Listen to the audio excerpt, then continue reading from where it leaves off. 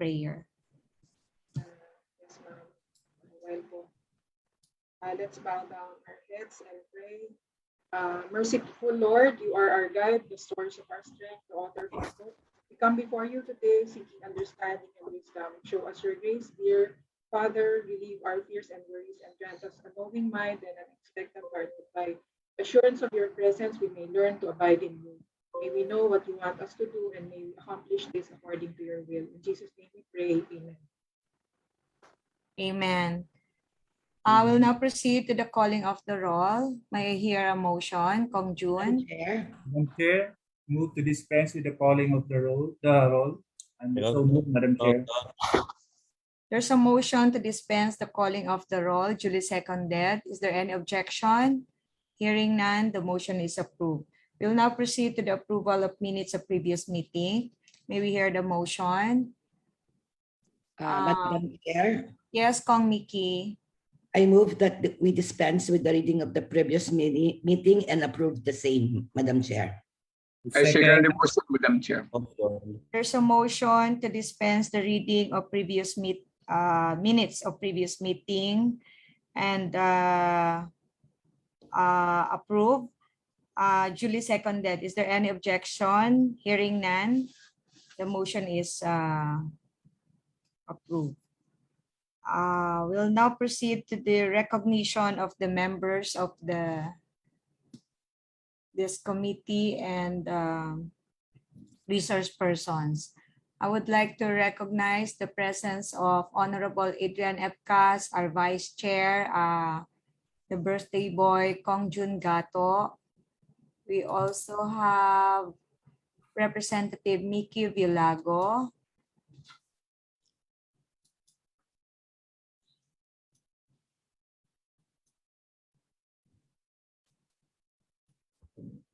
We also have our Vice Chair, Representative Ruth Mariano Hernandez.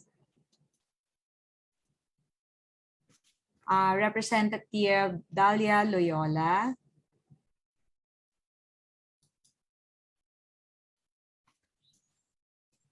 We also have Representative Otto Swansing. Sorry ha, wala po akong assistant, so medyo mahirap maghanap ng names.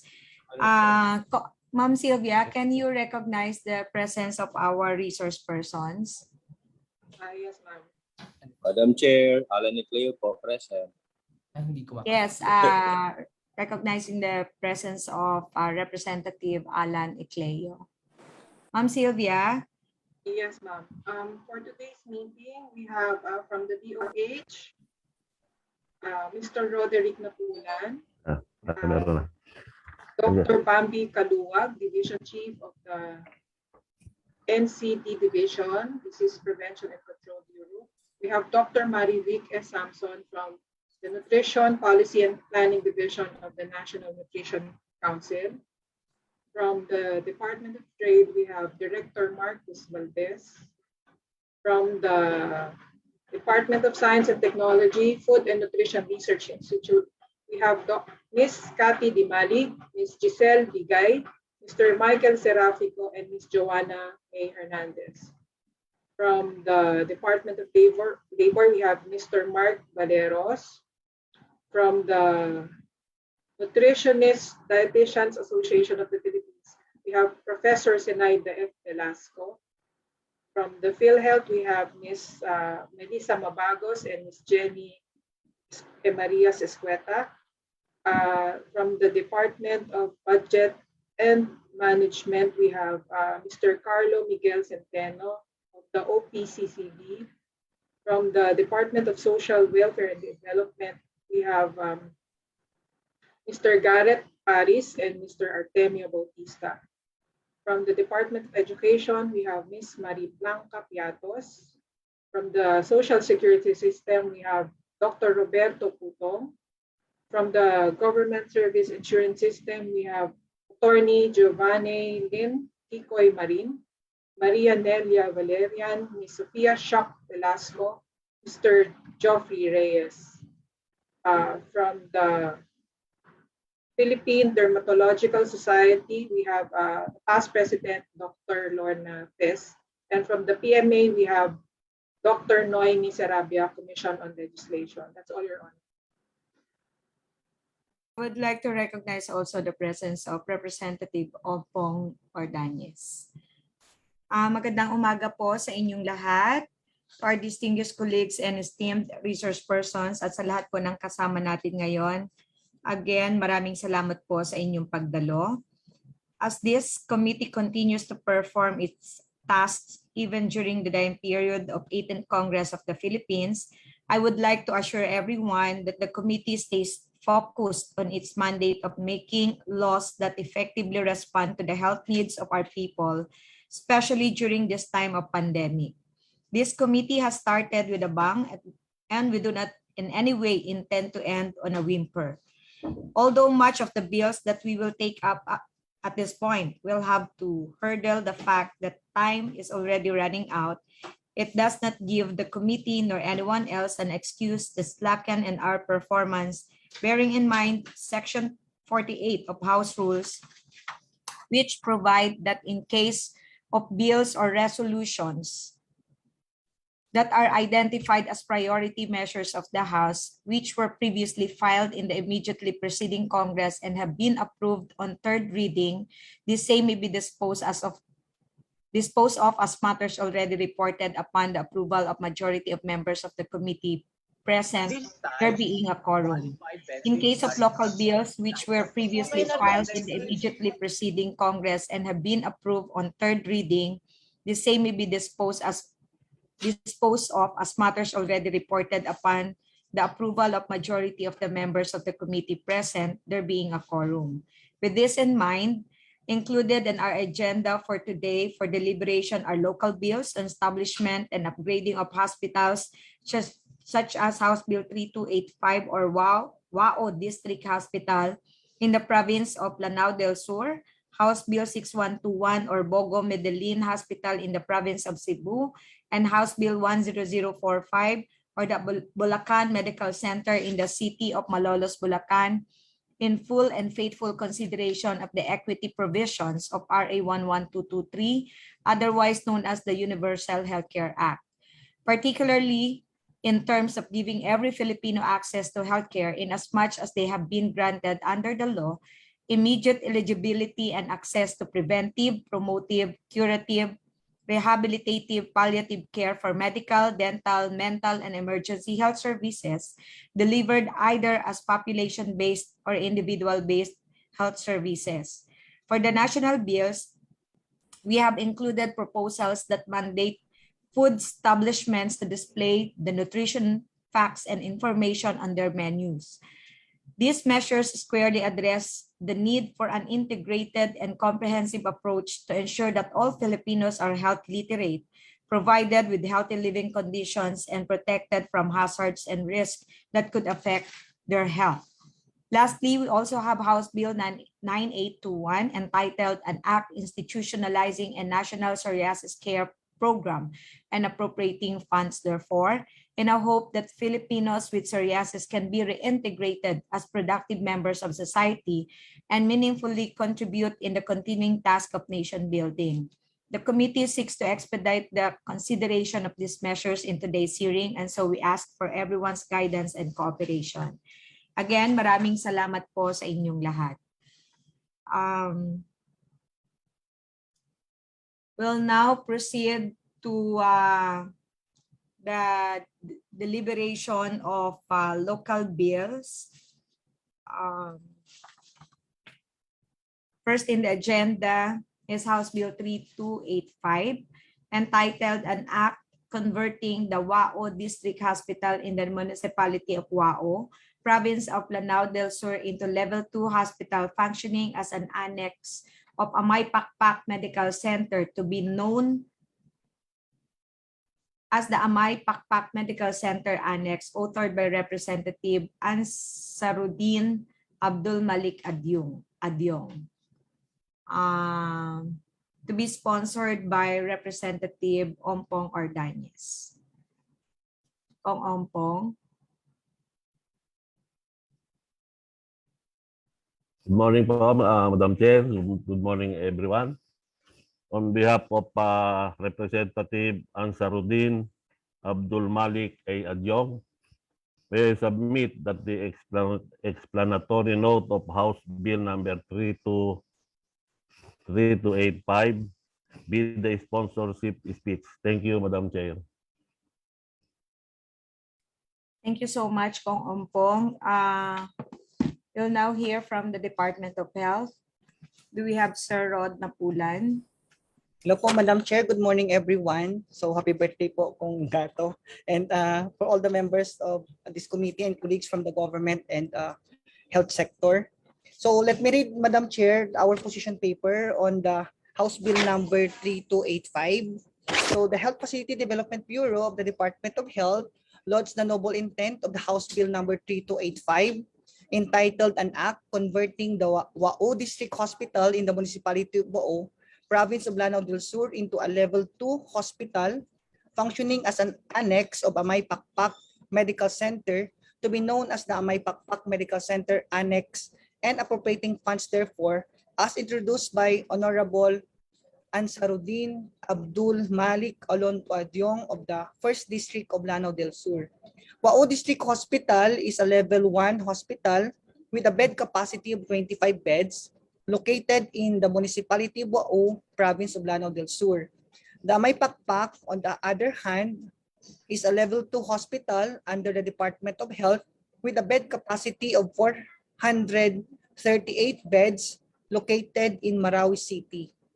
The former is under the government of Bangsamoro Autonomous Region in Muslim Mindanao, while the latter is under the supervision and control of the Department of Health. In these above premises, the Bureau provides the following recommendations regarding the aforementioned bill.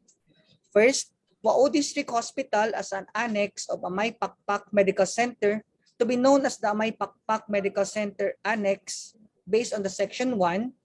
So there's a department memorandum issued by the Department of Health dated November 24, 2020 with number 2020-0448, provided that the DOH Executive Committee directs on the establishment of potential and existing extension health facilities of the DOH as separate health facilities. It provides that existing hospital extension or annex shall be established as separate hospital through a legislation. Proposed extension shall be established as separate hospital, and appropriations of funds for the proposed legislation shall be ensured. The establishment of extension facilities may deplete the funds and manpower of its parent hospital, as these resources will be shared between the two facilities. This measure shall also prevent any potential financial and legal implications that may arise from the said arrangement.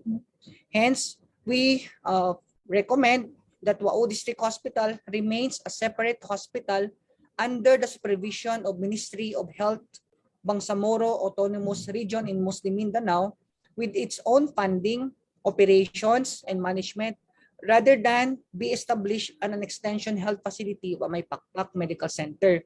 Second, on the upgrading of the existing health facility services of the hospital in Section 2, the DOH fully supports the upgrading of service capability and increase in the bed capacity of the O District Hospital, provided it shall be consistent with its hospital development plan and the bed capacity and service capability are aligned with the local investment plan for health as well as the BARM Regional Health Facility Development Plans. Moreover, we recommend that the funding for the operations, maintenance, and other expenses, as well as the personnel of the said hospital be approved through a BARM concurrence through a resolution or a law. Moreover, based on the Philippine Health Facility Development Plan 2020 to 2040, which serves as the macro plan of the health infrastructure development in the country, Lanao del Sur has an estimated gaps of 423 level 2 beds for the medium term from 2021 to 2025, and an additional gap of 431 level 2 hospital beds until 2040. The proposed 100 level 2 beds of the said Hospital would contribute in closing the gaps for Level 2 Hospital in Lanao del Sur. As an annex hospital, Wao District Hospital shall be under the direct supervision of Bamay Pakpak pursuant to Section 4 as proposed. However, with the implementation of Mandanas Garcia ruling as well as with the Bangsamoro Organic Law, we need to consider that this hospital will be under the direct supervision and control as current structure of the hospital, which is under the Bangsamoro Autonomous Region for Muslim Mindanao. The DOH shall continue to support the above stated local government unit as well as the BARM through the provision of technical assistance as well as monitoring to its compliance to health facility standards. Capital outlay requirements, subsidy may be provided in accordance with the Philippine Health Facility Development Plan National Allocation Framework, wherein the province of Lanao del Sur is identified as Category 2, which means it has a low capacity with a low gap, and 75% of its capital outlay requirements may be supported by the national government. Respectfully submitted, Madam Chair, our position, and we will submit the signed copy once available. Thank you, Madam Chair, and good morning again. Thank you, Sir Rod. I thought kasi nandito yung ating mga authors because House Bill 3285 was deferred yung approval last November 25, 2020. Kasi kailangan natin linawin sa author yung intent of the law. And since the recommendation of the DOH is to establish a separate hospital in Wao and expand the Amay Pakpak Medical Center, dalawang magkaibang proposal po ito. So, can we hear again? I don't think Kong Ompong can defend the intention of this bill, no? Yeah. Can we hear a motion to defer the approval of this bill? And COMSEC, please make sure when we schedule the bill, make sure the presence of the author, especially in cases like this, no? Madam Chair, Yes, Kong Jun. before making a motion, may I have a clarification from DOH? Aside from the Mandanas law, what was the basis of DOH for not approving Wao District Hospital from being an extension hospital? Thank you po, Kong Gato. 3 points po kasi ni-raise po for this bill. One, as an extension hospital of the Amay Pakpak. So for one, we have a DOH directives from our EXICOM that annex hospitals will no longer pursued po. That's one. And second po, Kong, since this hospital is currently under the BARM, so we need first the concurrence of the BARM ministry as well as I think their legislation. I think this was raised even in the previous hearing po, Kong, that we need to consider first the approval of the BARM, no, for in respect for their jurisdiction po, Kong. Thank you. Thank you. Madam Chair. Yes, Kong Jun. So with the absence of the author, who can adequately explain or maybe discuss with the DOH position, I move that the deliberation of House Bill number 325 be deferred for our next committee meeting. I so move, Madam Chair.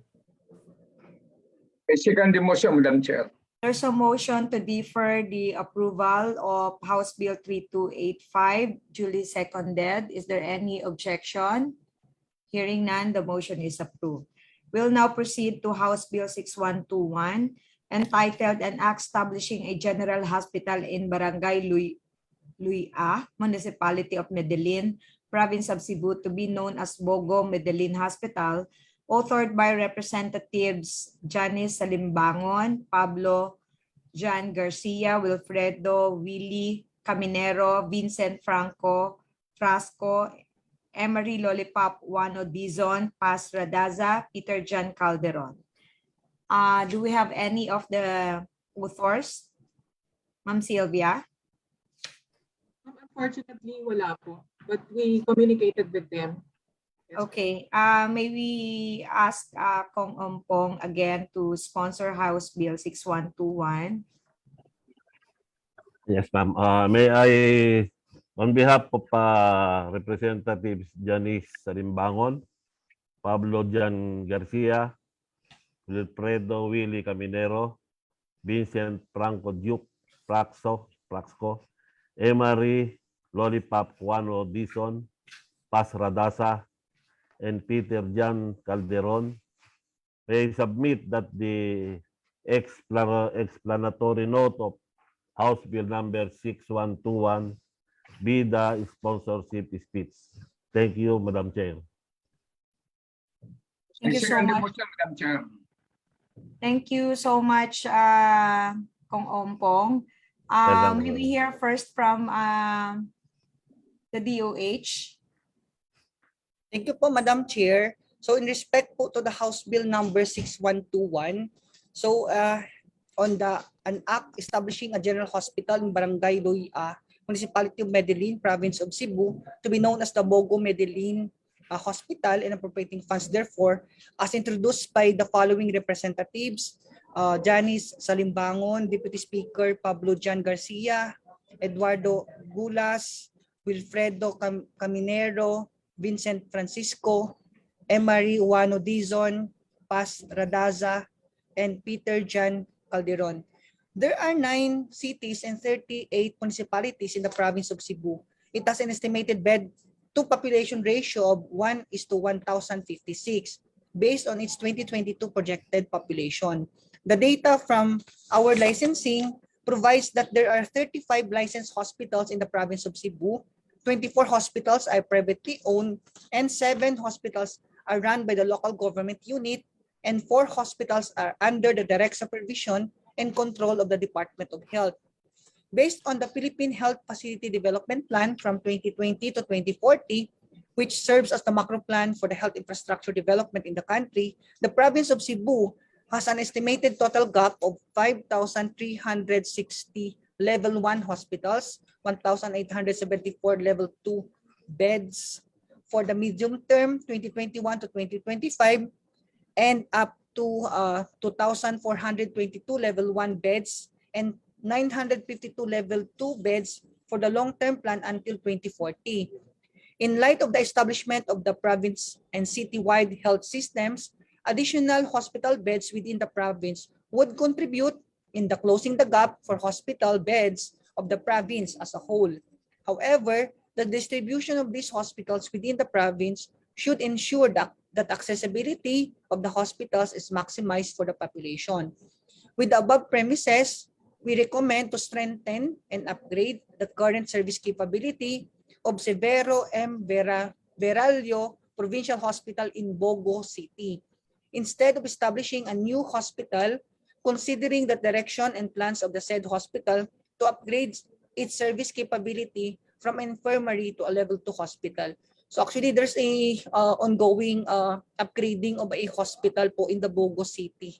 It's near po of the Medellin. So that's why we are proposing po sana na yun muna i-focus po on instead of a new hospital. So the DOH shall continue to support the above stated local government unit through the provision of technical assistance and monitoring its compliance to standards. Capital outlay requirements, subsidy may be provided in accordance to the Philippine Health Facility Development Plan National Allocation Framework, wherein the province of Cebu is identified as Category 4 kasi they have the high capacity with low gap in respect to the beds. And 25% of its capital outlay requirements may be supported by the national government. So respectfully submitted, Madam Chair, our position paper, one sign po, we will submit accordingly. Thank you po, Madam Chair. Sir Rod, yung ongoing construction ngayon, this is under the supervision of DOH or LGU? Under po ng LGU po siya, Madam Chair. But the capital outlay is supported by DOH? Yes po, Madam Chair. Okay. When you say, you mentioned the low gap high capacity, low gap in terms of bed capacity. Sa projection or computation, included yung sa private facilities na authorized bed capacity. Yes po, Madam Chair. Oh, that's Yes the po. reason why. No? But for government, I suggest lang, if we can take a look lang doon sa aspect ng authorized bed capacity of health facilities in each of the mga provinces or cluster of municipalities, maipakita nyo rin kasi minsan akala nila enough yung beds natin. But syempre ang proposal is ay public health facilities, which means we cater yung ating mga mahihirap na kababayan. No? So for purposes lang na makita natin talaga yung real gap doon sa ating mga gumagamit sa mga public health facilities. Again, we don't have any of the authors, no, to answer yung position ng DOH. Actually, na-differ na din natin yung approval of this bill. For the second time, may we hear a motion? I suggest that we defer again the approval of this bill. Kong Jun? Or Madam Kong, Chair, yeah, if we can with defer the the approval. absence of the authors of House Bill number 6121, may I move that the further deliberation of the said bill be deferred to the next committee meeting. I so move, Madam Chair. Second the motion, Madam Chair. There's a motion to defer the approval of House Bill 6121, duly seconded. Is there any objection? Hearing none, the motion is approved. We'll now proceed to the initial deliberation of House Bill number 10045, an act increasing the bed capacity of Bulacan Medical Center in City of Malolos, Bulacan from 300 to 600 beds, upgrading its professional healthcare services and facilities, and appropriating funds therefor, authored by Representative Kuya Jose Antonio C. Alvarado. Kong Ompong, can you sponsor this bill? Thank you, Madam Chair. Thank you. On behalf of Representative Kuya Jose Antonio C. Alvarado, may I submit that the explanatory note of House Bill 10045 be the sponsorship speech. Thank you, Madam Chair. Thank you, Kong Ompong. May we hear from the DOH? Thank you po, Madam Chair. So with respect to the House Bill number 10045 as introduced by Representative Jose Antonio R.C. Alvarado, we fully support for this bill, Madam Chair, since the Bulacan Medical Center, which is located in the city of Malolos, Bulacan, is a level 3 hospital with a bed capacity of 300 beds. And this hospital is under the local government unit of Bulacan Province. Based on the 3 annual health facility statistical report from 2018 to 2020, the average bed occupancy rate of Bulacan Medical Center is at 112.83%. Despite that there's a pandemic, still this hospital has overwhelming patients. Utilizing this bed occupancy rate of 80 to 85% as the standard indicator for the efficient utilization of resources of the hospital, which regards to the occupancy rate for the past 3 years, Hello. the appropriate bed capacity is 398 beds actually. So the average number of outpatient visits was also increasing up to 279,948. So we fully support for the increase in the bed capacity of the hospital, provided that the increase for this will be by phase and consistent with its hospital development plan. Likewise, we recommend that this will be aligned with the local investment plan for health and regional and provincial health facility development plans. Further, that funding for the operations, maintenance, and other operating expenses, including the personnel services of the said hospital, be approved and supported through a resolution from the local government unit of Bulacan. So based on the Philippine Health Facility Development Plan from 2020 to 2040, there's a estimated total gap of 6,374 level 3 beds in the entire Region 3. So the proposed increase in the bed capacity will certainly help close the gap for teaching training hospital po natin in Region 3 particularly, Madam Chair. So with this, we continue to support the said local government unit through the provision of technical assistance and monitoring of its compliance to standards, and capital outlay requirement subsidies may be provided in accordance with the PHFDP National Allocation Framework. In terms of the capability and gaps in level 3 hospitals, so the province of Bulacan, which is in Central Luzon, Region 3, identified as category number 3, which has high capacity with a high gap. Hence, 25% of its capital outlay requirements may be supported by the national government. Respectfully submitted, Madam Chair, and we will submit po the signed copy once available, Madam Chair. Thank you po, Madam Chair. Thank you, Sir Rod. Bulacan Medical Center is under the LGU operation. Okay. Wala din yung ating author, no? But this is just an upgrading naman of the bed capacity, no? Probably we can hear a motion for the approval of this bill. Madam Chair, Yes, Kong Jun. with a favorable comment from the DOH and establishing a 600-bed capacity, upgrading Bulacan Medical Center to 600-bed capacity will definitely close the 6,000-bed level 3 gaps. I move for the approval of House Bill number 10045.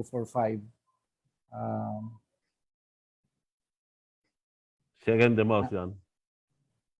An act increasing the bed capacity of the Bulacan Medical Center in the city of Malolos from 300 to 600 beds, and upgrading its professional healthcare services and facilities and appropriating funds therefore. I so move, Madam Chair. Second the motion. There's a motion to approve House Bill 10045, duly seconded. Is there any objection?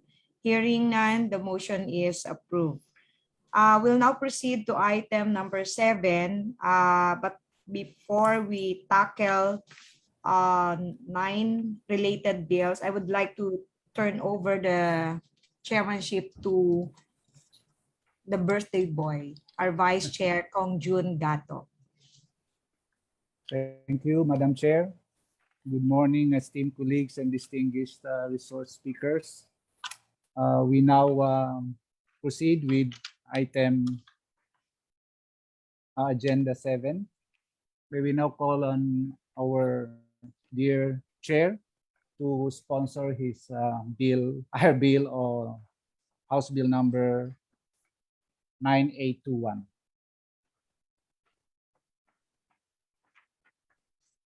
Mr. Chair, I think we are still on item number 7. Bills on mandating food establishment to display nutrition facts and information on their menus. But since I think none of the authors are present in today's meeting, I would like to sponsor, because I was asked by Representative, my friend Ging Swansing and Kong Toto Swansing, to sponsor House Bill 5319.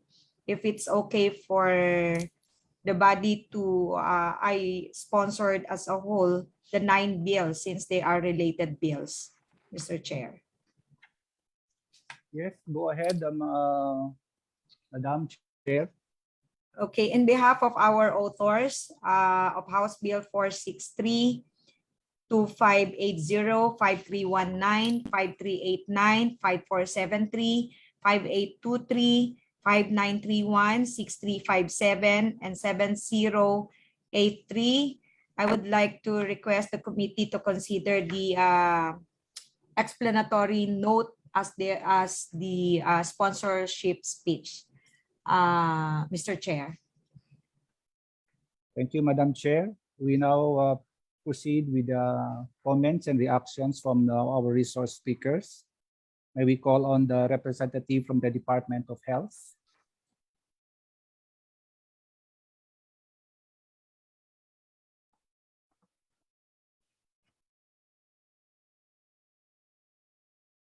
Any representative from the Department of Health? COMSEC?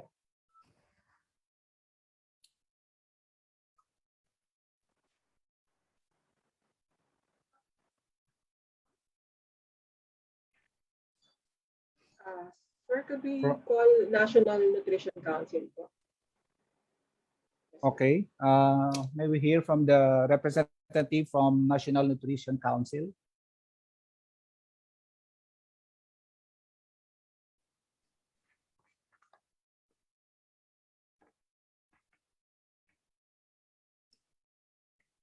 National Nutrition Council representative, are you on board?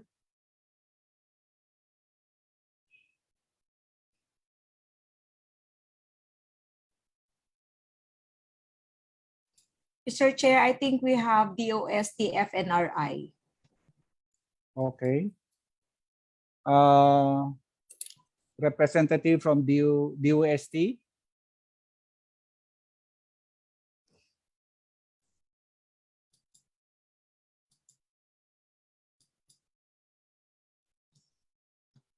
COMSEC, nandyan ba siya?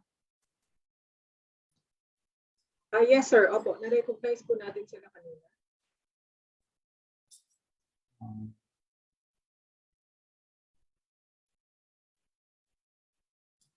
DOST FNRI?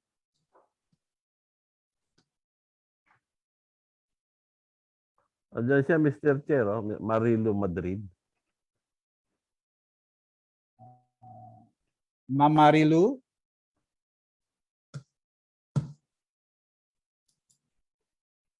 Wala.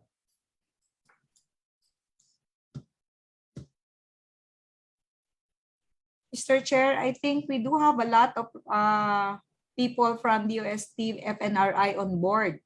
May we Or request any representative from the DOST FNRI?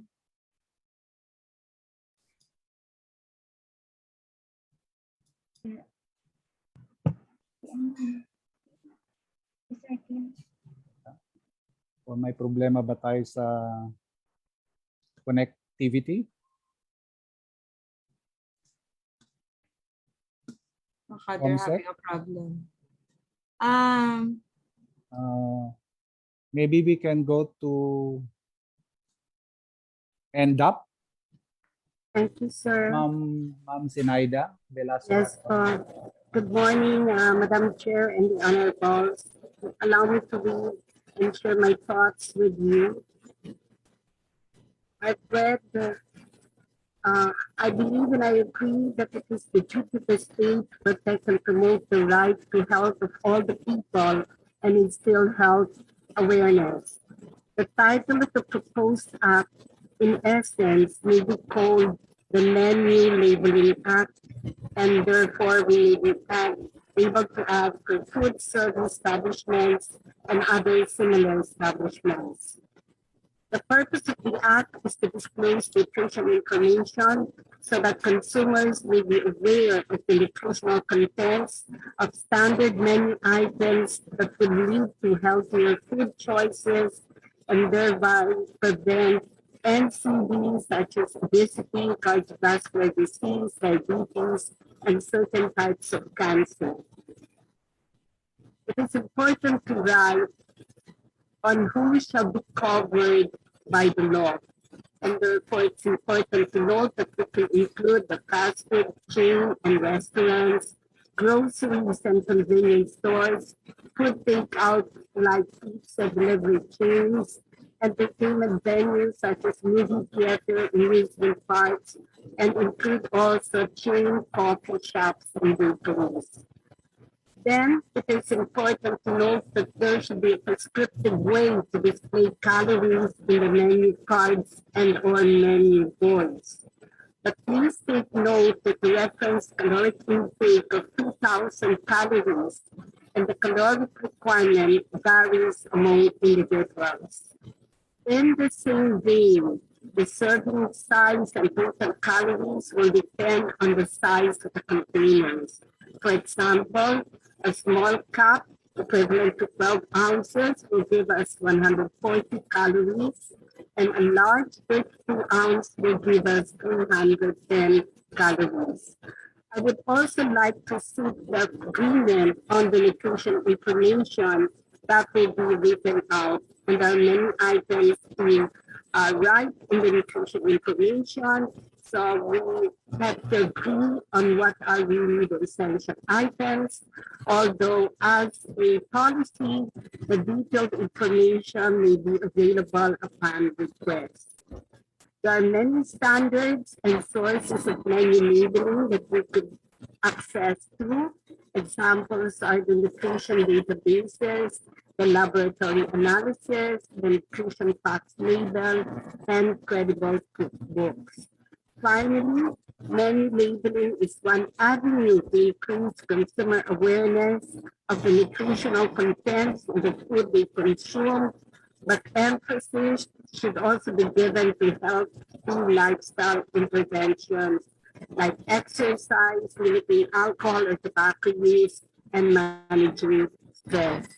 I pray that the proponents of the Menu Labeling Act may refine and define the provisions of the Act, and that the lower house shall support its full implementation. After all, health is wealth, and the wealth of the nation is the health of the people. Maraming salamat po. Thank you very much. Thank you very much. Thank you very much, Ma'am Zenaida. We take note of your recommendation. May we also request that you submit your position to the committee so that we will take that your recommendation into consideration when we consolidate the bills. Thank Yes, you, ma'am. Thank you po. Ma'am Zenaida. Thank you. May we hear from the DUST FNRI if they are already around? Anyone from Sir Carl Cabanilla, Sir Jason Paulo, Sir Michael Serafico, Sir Noel Santos, Ruby Frane, Ma'am Marilu Madrid, Ma'am Cathy Di Mailig, Ma'am Giselle Bigay, or Ma'am Juana May Hernandez? Anyone? Mr. Chair, I think Mr. Carl Cabanilla is on board. Yeah, Sir good Carl, morning, you have Your the floor. Honor. May I have the floor? Good morning. Sorry for the internet connection problem earlier. We don't have a prepared statement right now. If it's okay with the honors, can we send our prepared reaction to the proposed bills at a later time after we study all the bills? Okay.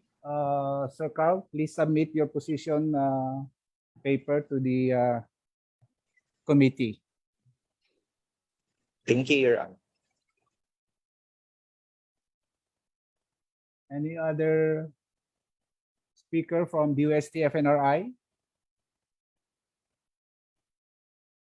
If not, we can maybe hear from the Department of DTI. Any representative from DTI? Good morning, sir. Good morning, Madam Chair. Director Marcos Valdez, you have the floor. The DTI supports the intention of the bills on the nutritional facts for food. However, the department is still formalizing its position on the matter. considering that the primary subject matter is under the jurisdiction of the FDA, DOH. However, we will revert to the honorable committee as soon as, at the soonest, as regards the DTI's official position on the proposed bills. We submit, Madam Chair. So we will wait for the submission of your position paper. Thank you, Director Valdez. From DOH, meron ba tayo from DOH representative?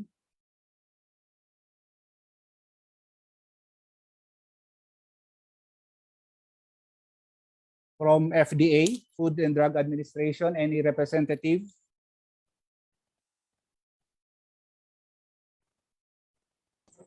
Your Honor, this is from the FDA. Yes, Ma'am I'm Florita Moraleja from the FDA. You have the floor. Yes, Your Honor. The Food and Drug Administration fully supports the intention of House Bill number 463, an act to prescribe the food guide pyramid labeling for foods that seeks to require the placing of the food guide pyramid in the label or packaging of any consumer commodity for distribution in commerce. With respect to our official position paper will be submitted on this following this hearing, Your Honor. However, with respect to the pending bills mandating the food establishments to display the nutrition facts and information on their menus, such as House Bill numbers 2580, 5319, 5389, 5473, 5823, 5931, 6357, 7083. We would like to respectfully manifest, Your Honor, that food service establishments like food chain restaurants are within the jurisdiction of the LGUs. Hence, FDA has no jurisdiction over such food service establishments. That's all, Your Honor. Thank you, Madam Florita. May I hear a comment from the chair?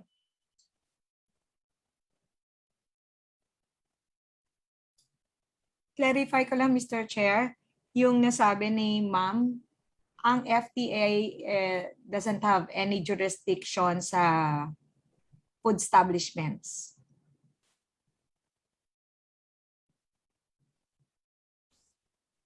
From FDA?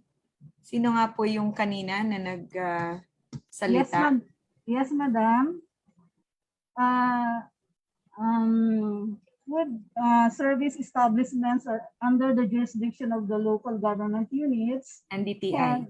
Yes. So, wala pong jurisdiction si FDA pagdating po sa mga restaurants, mga food service establishments. Okay, thank you so much. Thank you, ma'am. Mr. Chair, I think we have guests from the DOH DPCB. I saw a name in the list po. Maybe we can hear from them. May we hear from the DOH representative?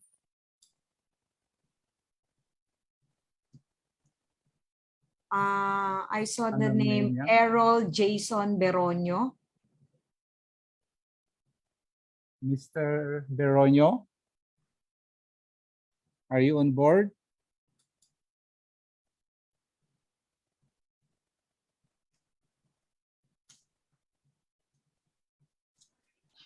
Wala.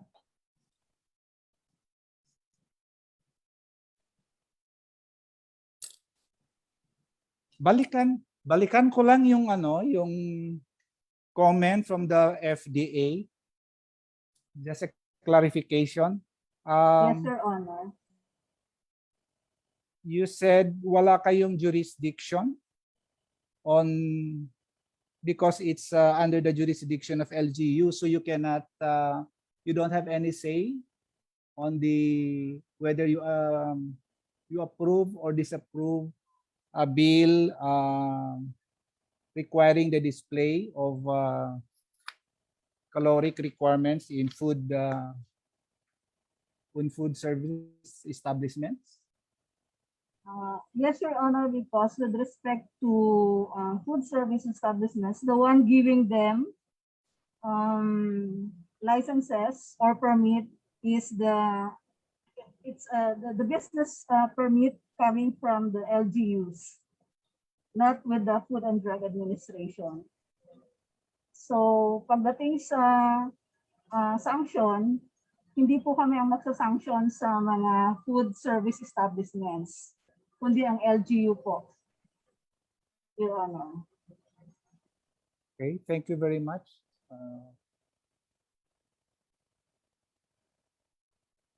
Andyan ulit from DOH.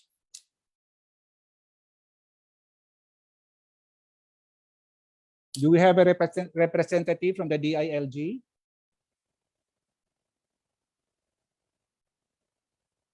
Comsec? Sir, we invited them, but unfortunately, no one is around. Sir, Sino pa ang meron Director na- Samson is already around daw po from National Nutrition Council. Okay, Director Samson, National Nutrition Council representative. Yes, good morning, Comgato. This is Dr. Marivic Sampson from National Nutrition Council. Good morning. I just would like to read, Madam Chair, our position statement on the display of the nutrition facts and information on the menus. So let me read. So the proposed bill is consistent with the priority action identified in the Philippine Plan of Action for Nutrition 2017 to 2022. So this is the country's framework for nutrition improvement to support interventions to achieve a healthy food environment that will contribute to reduced malnutrition, including overweight and obesity, and its consequences, mainly non-communicable diseases such as heart disease, cancer, and diabetes. A healthy food environment is one that promotes the consumption of a healthy diet. So according to the WHO, a healthy diet emphasizes vegetables, fruits, whole grains, root crops, fat-free or low-fat milk, lean meats, poultry, fish, egg, beans, and so on. It is also low in saturated fats, trans fats, cholesterol, sodium, and added sugar. So the bill is responsive to the situation of Filipinos, as nearly 5 in every 10 of Filipino households have at least one member who consumed at a minimum 1 meal away from home, according to the food consumption survey of the FNRI. The FNRI also cited that increase in meals eaten outside the home is a public health concern, as some studies link consumption of meals eaten outside the home to have higher abdominal obesity and higher body mass index. And then the National Nutrition Council offers these recommendations to enhance the proposed bill.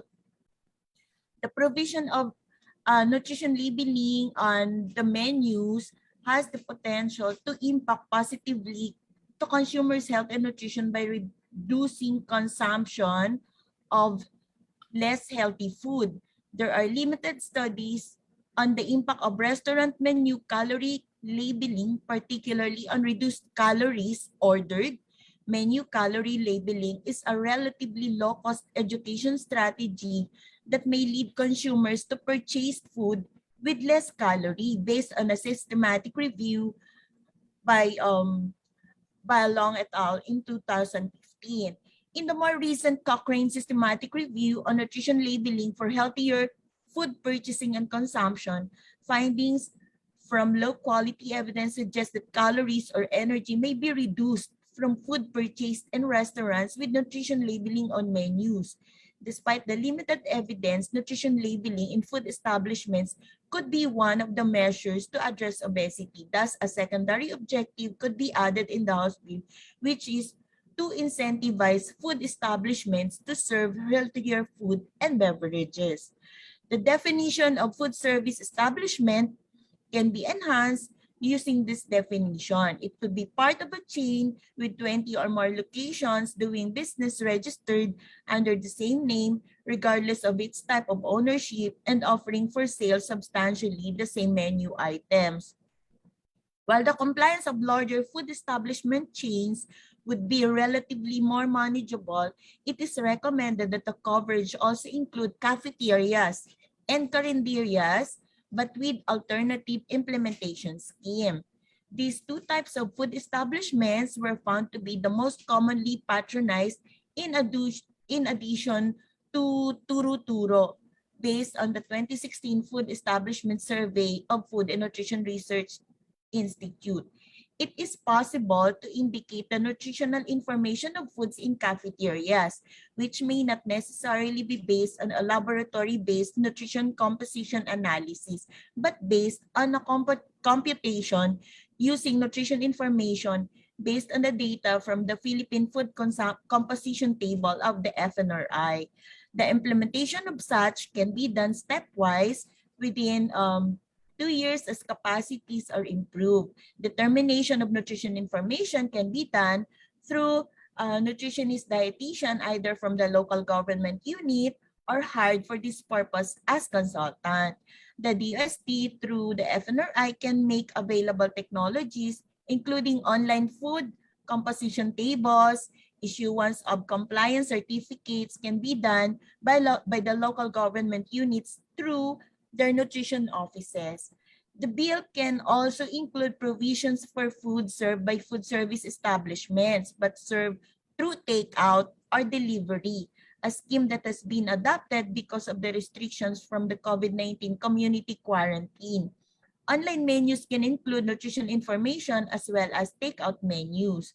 The nutrition labeling intervention could also be complemented or supported with nutrition education for consumers led by the DOH, National Nutrition Council, DTI, as well as the local government units. Thus, there could be a section on consumer nutrition education in the bill. So the nutrition information in the menus would also benefit from the addition of symbols such as traffic light image to further reduce calories ordered, as found in one of the study. So that is our position paper, Gato, Madam Chair. Thank you very much. Thank you, Dr. Samson, for your very informative and valuable inputs. Before we proceed, may we acknowledge the presence of Congresswoman Maria Lourdes Arroyo, Congresswoman Princess Rihan Sakaluran, and Congressman Alberto Pacquiao. Welcome to the meeting. We now proceed with the next resource person from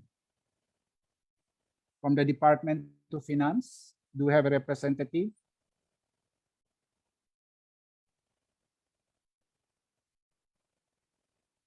Department of Labor and Employment from DOLE. Good morning, Mr. Chair. Allow me to read the DOLE's position paper on the matter. With regard to the House bills on nutrition labeling, the DOLE supports its harmonization and its enactment into law, as this shall guide individuals, in their healthy food choices. The Act may also be applied in the canteen and cafeteria of workplaces as part of the company's safety and health program. Its implementation shall likewise contribute to the advocacy for healthy lifestyle of the government to its people, thereby decreasing the incidence of morbidity and mortality associated with non-communicable diseases, leading to productive citizenry. However, the proposed law must determine the enforcement mechanism in which government agencies shall regulate food establishments on this, as there is a penalty provision on all the proposed laws, but none of those identified the implementing agency. While the DOH has FDA inspectors for seamless implementation, may we recommend that the LGU's sanitary inspectors do this as part of their inspection of food establishments, as part of food safety. The DOH may just have to capacitate the sanitary inspectors to equip them for the task. Anent the Psoriasis Act, from our standpoint, we suggest that this may be extended to other diseases which are also subject to discrimination. By doing this, the proposed act may become inclusive as it will encompass other diseases that are also subject to discrimination. The DOLE, however, poses no objection to the enactment of House Bill 9821 because of its enforceability in workplaces, as establishments have the resources and infrastructure to implement such law. The DOLE also would like to commend the author as the proposed measure may I has interrupt? been- May I interrupt? Yes, sir. Mr. Sir Mark, I think your statement refers to House Bill 9821. We are still on the okay. Sorry, sir. we are still on the House bills on food establishment and the display of nutrition facts. Sorry, sir. I will just end my comments to sum up. The DOLE supports the objectives and purposes of the proposed measures subject to the above comments and recommendations. That's all, Mr. Chair. The DOLE will submit its official position paper while it is signed, Your Honor. Thank you, po. Thank you, Sir Mark. Next is from the Department of Finance. Do we have a representative?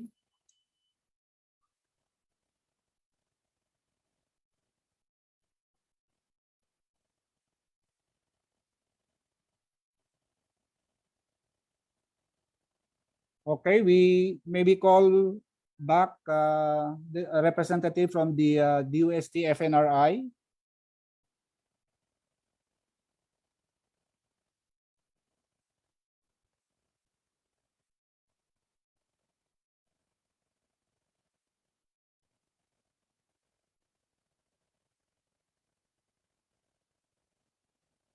Comsec? Wala pa rin? Wala pa rin po ata, sir.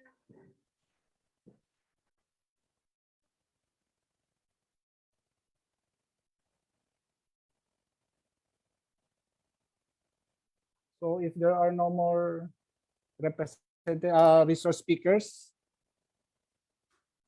anyone from the committee to move for the approval for the consolidation of the bills? Mr. Chair. Madam Chair. Yes po. Since some of the resource persons is not ready to provide us their position, we'd like to give more time to study this proposed bills. We have, I think, 9 proposed related bills on the nutritional facts. May I move that we create a technical working group for the consolidation of these bills. So move, Mr. Chair. Second the motion. Second the motion. The move has been duly seconded. Any objection? Hearing none, the motion is approved. May I also add, maybe we can invite during the technical working group meeting, representative from the food establishment.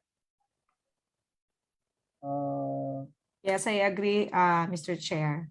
And the ILG, since the LGU is the one, I think, mandated to regulate food establishments.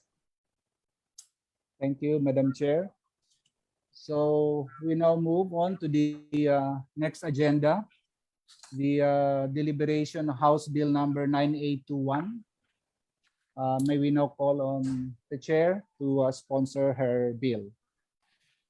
Thank you, Mr. Chair.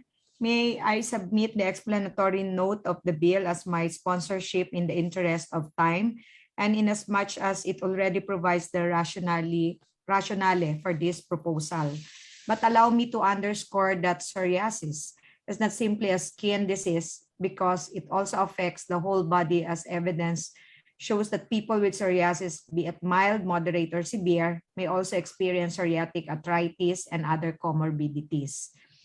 In order to address the unmet needs of Filipinos suffering from psoriatic disease, this bill endeavors to improve the quality of lives of patients with psoriasis by scaling up essential programs and increasing investments for robust management of psoriasis, better screening, prompt and accurate diagnosis, timely and optimal treatment, responsive palliative care and pain management, effective psoriasis care and late effects management, and patient integration to society.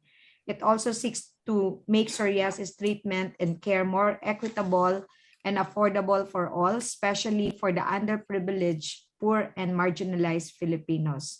Thank you, Mr. Chair, and may the committee favorably consider this important health measure. Maraming salamat po. Thank you, Madam Chair. May we now call on the representative of DOH for comments.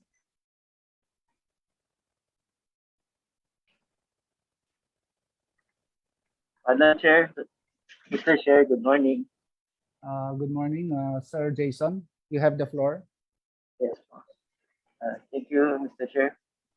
We have our position paper, which I will read. Our position paper on House Bill 9821, an act institutionalizing a national psoriasis care program appropriating funds therefore, by the author, Representative Angelina Helen MD. The Department of Health, being the lead government agency in addressing the health problems and issues in the country, highly appreciates the effort to call for the recognition of psoriasis. Psoriasis is a public health issue, not just because there is no known cure, but also because of severe lack of awareness and support, lack of accurate diagnosis, and lack of understanding about the nature of the illness among patients, healthcare providers, and the general public. It affects approximately 1.8 million Filipinos suffering silently from psoriasis in the Philippines. The disease can have a significant negative impact on the physical, emotional, and psychosocial well-being of affected patients. Relative to this, the DOH would like to emphasize that establishment of a health program based on a disease or condition is based on the following. So number one, programs are designed to address the burden of disease in the population. The prevalence of psoriasis in the Philippines is estimated at 1.5 to 2% of 106 million Filipinos, according to the annual report of the International Psoriasis Council back in April 2018. This is considerably lower than non-communicable diseases, or NCDs, such as diabetes mellitus, hypertensive diseases, and chronic lower respiratory infections, which are still among the top 10 leading causes of deaths in the Philippines based on the death registered 2019 data from the Philippine Statistics Authority. These major health problems heightened due to the current pandemic, since people living with NCDs are at higher risk of severe disease and death from COVID-19. Number two, shift to integrated and primary care-oriented strategy. The DOH is currently shifting towards the integration of individual and population-based health services at the primary care level, aligned with the provisions of the Universal Health Care Law. Related to this is the crafting of an integrated primary care course, which shall be the basis for PhilHealth certification of primary care providers. And lastly, specialty care. The management of psoriasis and its complications can be addressed more effectively by our tertiary hospitals, which have the necessary capacity and expertise in the field of dermatology and rheumatology. Rest assured that the DOH shall provide the essential care for patients with psoriasis, regardless if this is institutionalized or not, as one of the health programs of the department, since we adhere to the principle that health is a basic human right. We shall provide the necessary management of the disease and its complications, as well as social insurance benefit packages to those afflicted. Respectfully submitted, for Madam Chair, Mr. Chair. Thank you very much for your input, Sir Jason. Next is the representative from PHIC, PhilHealth.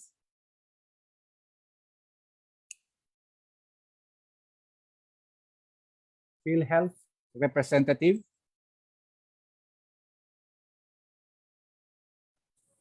Is he on board? Comsec? Yes. Good morning, Mr. Chair. Good morning, ma'am. You have the floor. I am from PhilHealth. We will submit our formal position paper once it's finalized and signed.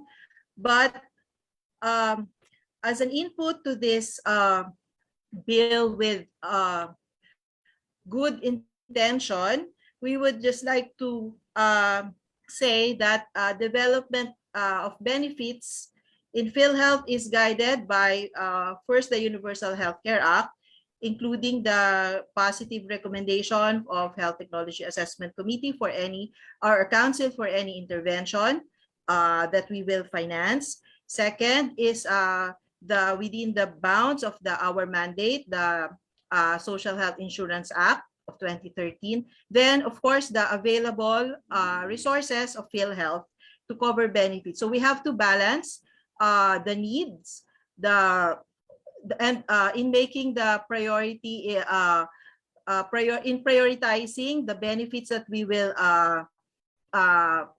launch, for each year.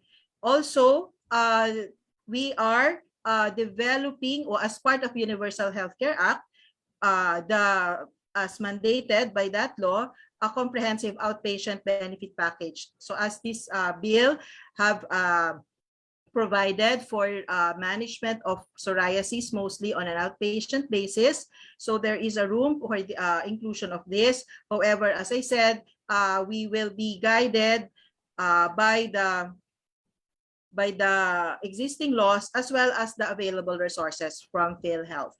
So thank you very much, Mr. Chair. Thank you, Ma'am Remonte. Your inputs are duly noted. From the Department of Budget and Management, representative. Good morning, Honorable Congressman Dato. And good morning, Sir Paul. You have the floor.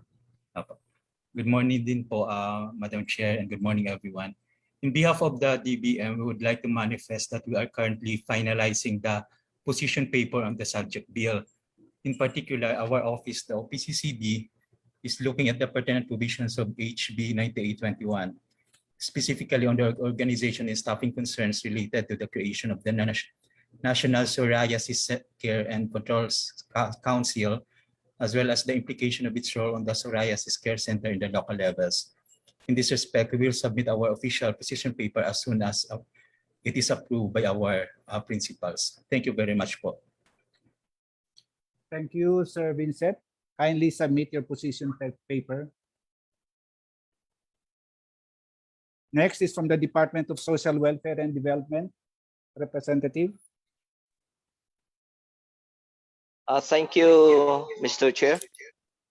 The DSWD is supportive of the House Bill number 9821 entitled An Act Institutionalizing a National Psoriasis Care Program and Appropriating Funds Therefor, authored by Honorable Angelina.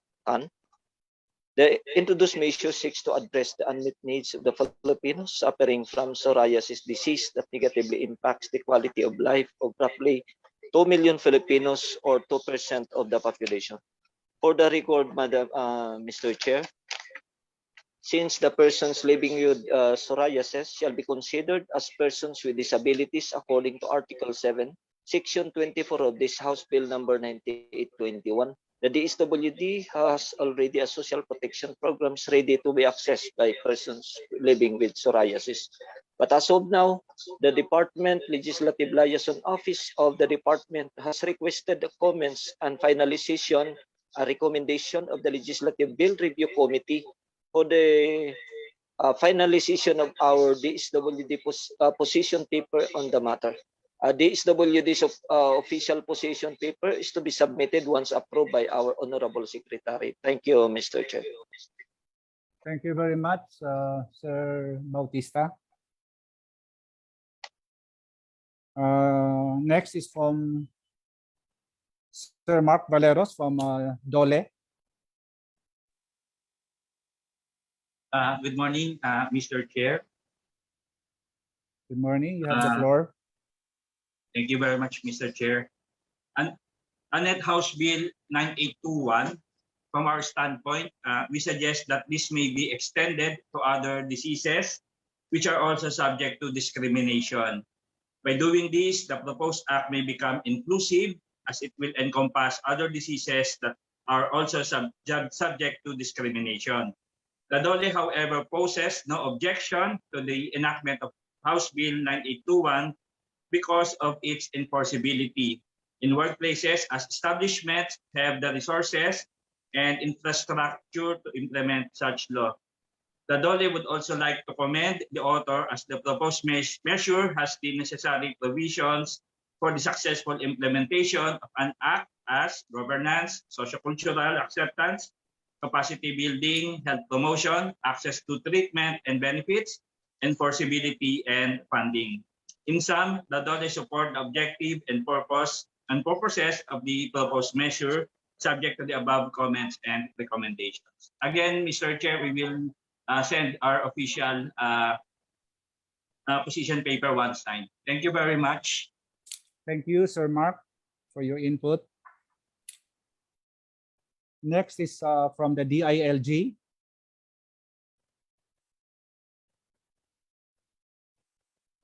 DILG representative.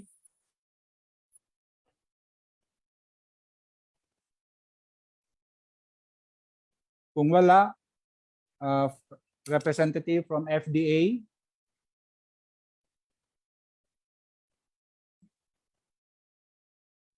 Food and Drug Administration. Good morning once again. Yes, you have the floor, Ma'am Florita. Yes. Mr. Chair, the Food and Drug Administration fully supports House Bill number 9821, an act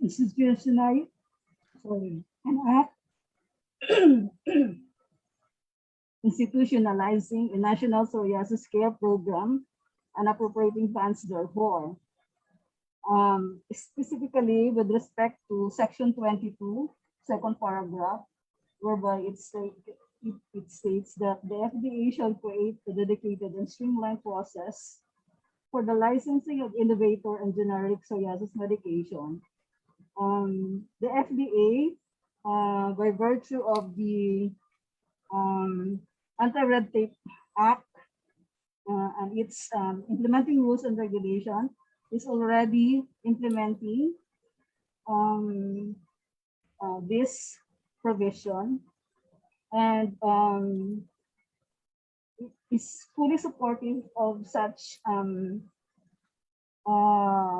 intention of the law, of the bill.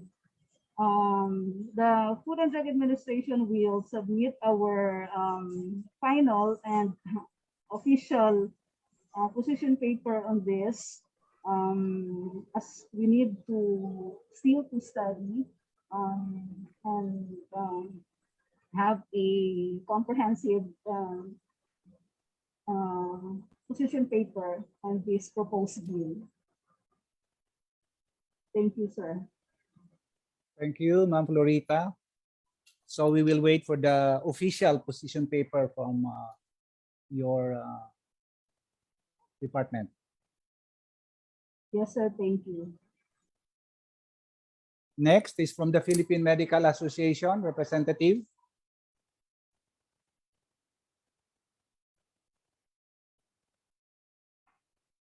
PMA.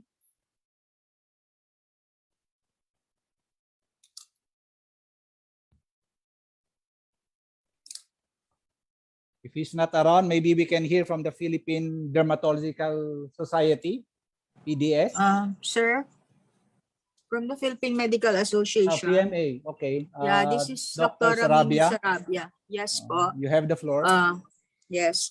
Good morning, Madam Chair, members of this committee and resource speakers. The Philippine Medical Association fully supports this act, institutionalizing a national psoriasis care program and appropriating funds therefore.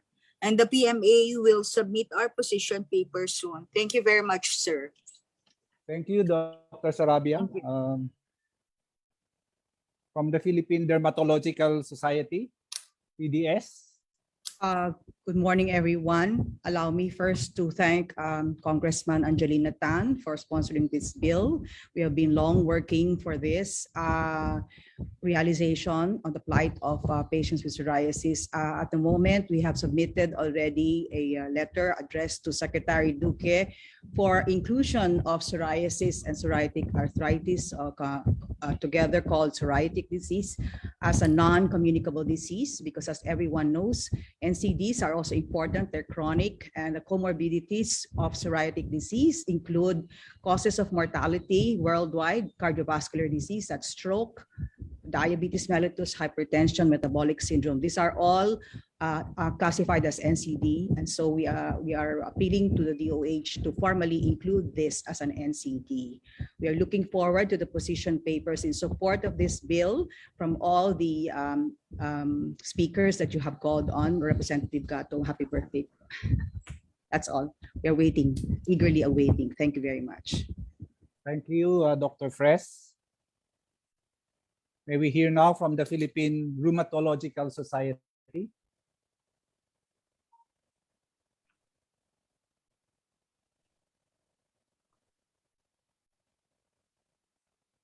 PRS representative.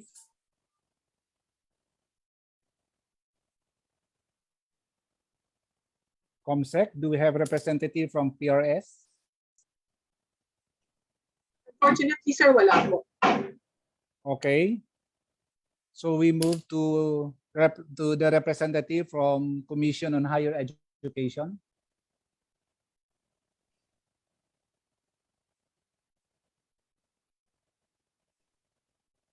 From CHED.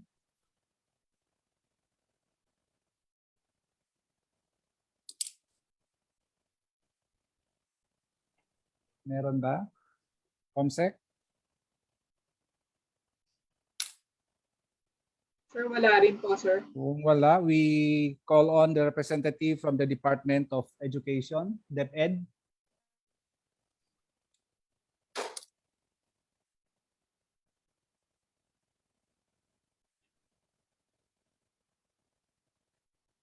Kung wala, from SSS, Social Security System. Good morning, Mr. Chair. Good morning, Good Your morning, Honors. Attorney Garong. You have the floor. Good morning, Mr. Chair. Good morning, Your Honors and everyone. Thank you for inviting the SSS to this meeting. Mr. Chair, psoriasis is a compensable illness or injury under the Social Security Act, subject to certain conditions, such as the payment of at least 3 monthly contributions within the 12-month period immediately prior to the contingency. So the qualified member may be entitled to sickness benefit of up to 120 days a year, or if it is deemed or evaluated as permanent, he or she can be entitled to disability benefit. Your Honor, we are drafting a position paper and may we ask time to submit the same as soon as approved by the Social Security Commission. Thank you, Mr. Chair. Thank you, Attorney Garong. Can we have a timeline on the submission of your position paper? Your Honor, I cannot guarantee a specific time, considering that the position paper will pass through review process, not only in the SSS, but also to all the members of the Social Security Commission. But we will submit as soon as we get the approval, Your Honor. Thank you, Your Honor. Okay, we understand, attorney. Thank you very much. Next is from the representative from GSIS. Good morning, Mr. Chairman and members of Good the morning, committee. Mr. Yu. I'm Attorney Lucio Yu Jr. from the GSIS.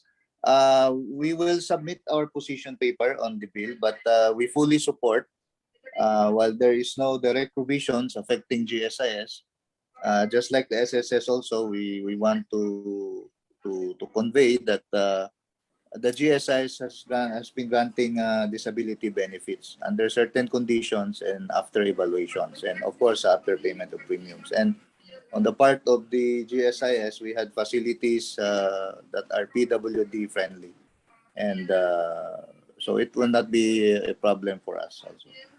We support the bill, Your Honor, and may we just be given time to submit our position paper. Thank you. Thank you, Attorney Yu. Please expedite the submission of your position paper. Thank you. Yes, Your Honor. Next is representative from the PCSO, Philippine Charity Sweepstakes Office, representative.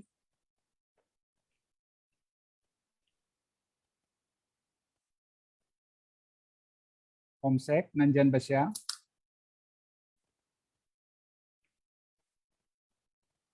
If not, you can go to the representative from the Psoriasis Philippines group.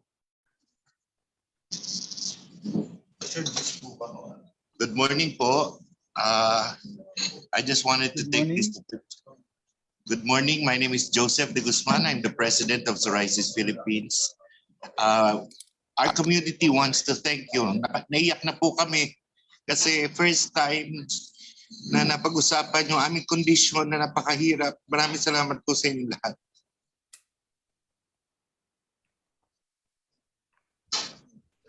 Thank you very much. Thank you very much, Sir Joseph.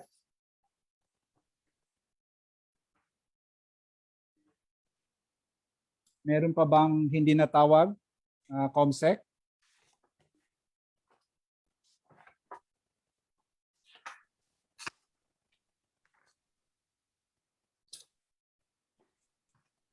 Sir Chair.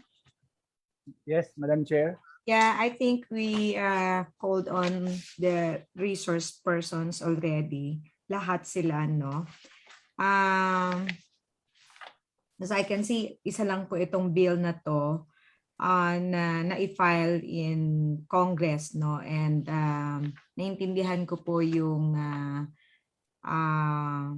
sinabi ng ating presidente ng Psoriasis Philippines, no? Kasi as far as I remember, last Congress, it was Congressman Lanete, no, who filed a bill, but it's not as comprehensive as this bill.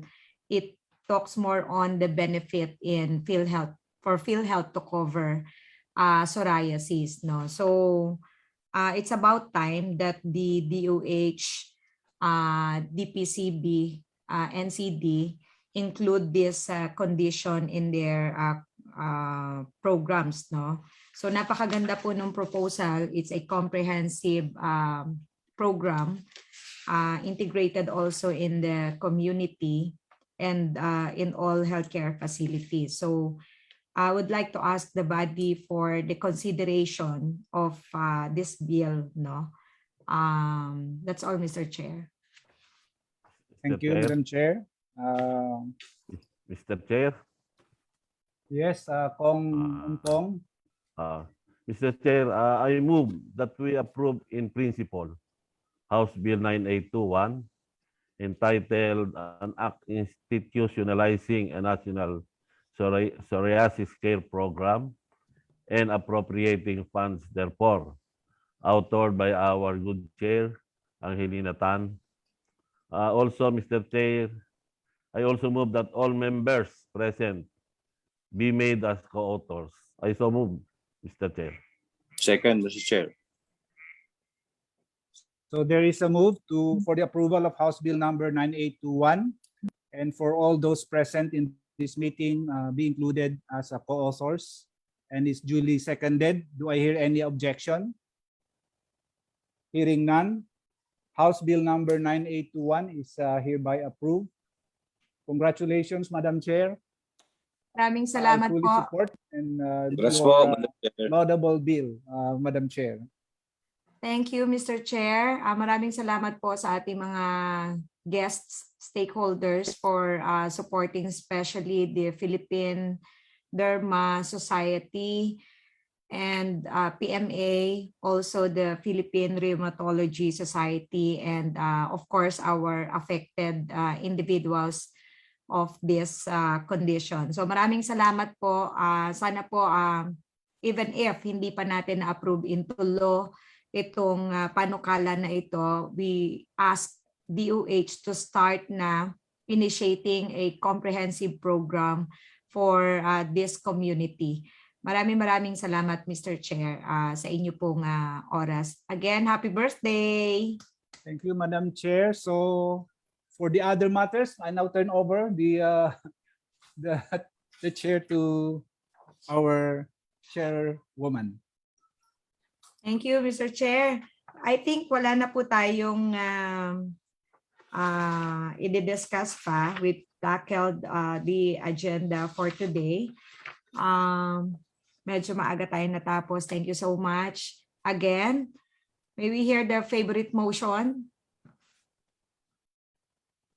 Move to adjourn, Madam Chair. Okay, there's a motion to adjourn. Nawala na si Kong Ompong. Second po. Yan, maraming salamat po. There's a motion to adjourn this hearing. Duly seconded. Is there any objection? Hearing none, the motion is approved. Maraming salamat po. Enjoy your lunch. Thank you. June, happy birthday. Thank you, Madam